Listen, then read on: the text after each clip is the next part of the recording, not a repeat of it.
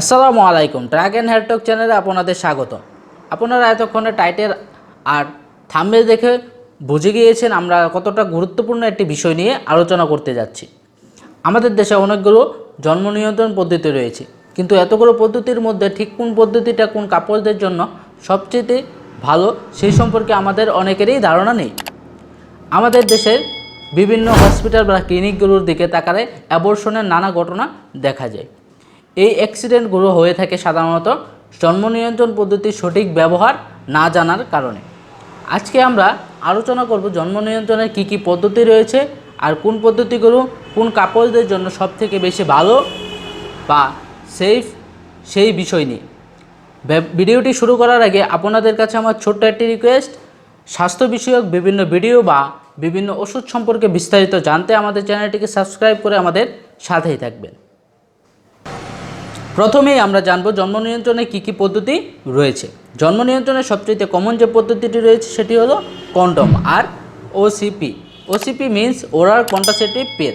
তাছাড়াও কিছু long term পদ্ধতি রয়েছে, সেগুলোর মধ্যে রয়েছে ইনজেকশন, ইমপ্লান্ট বিষয়টা হচ্ছে এটি একটি কাঠির মতো যা চামড়ার নিচে ঢোকানো থাকে। আরেকটি রয়েছে IOD means intrauterine device.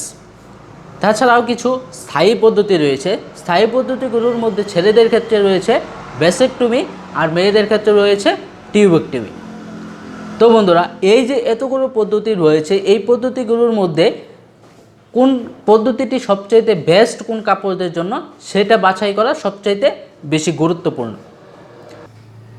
For example, যারা নতুন বিবাহিত অর্থাৎ নিউ ম্যারিড কাপল, তাদের কোনো বাচ্চা নেই কিন্তু ভবিষ্যতে বাচ্চা নেবেন, তাদের ক্ষেত্রে সবচাইতে প্রথম যে পদ্ধতিটি ব্যবহার করতে পারবেন সেটি হলো কন্ডম।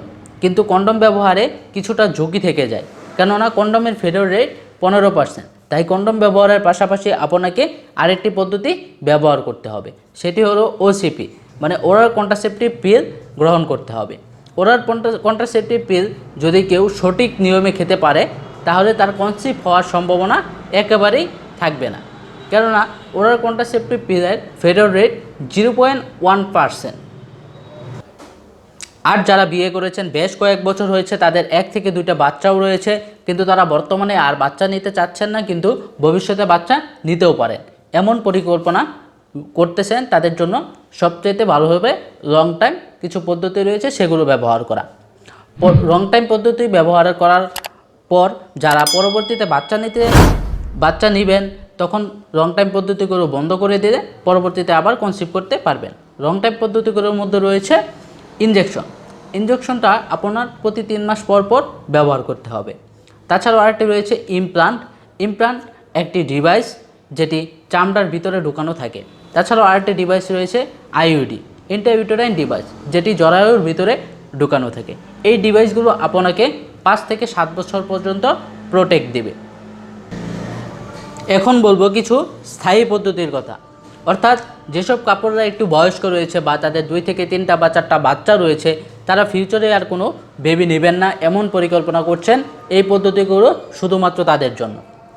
ফর এক্সাম্পল, মেয়েদের ক্ষেত্রে রয়েছে টিউবেক্টমি, অর্থাৎ মেয়েদের ইউটেরাসের যে ফ্যালোপিয়ান টিউব রয়েছে সেই অংশটুকুকে কেটে দেওয়া হবে।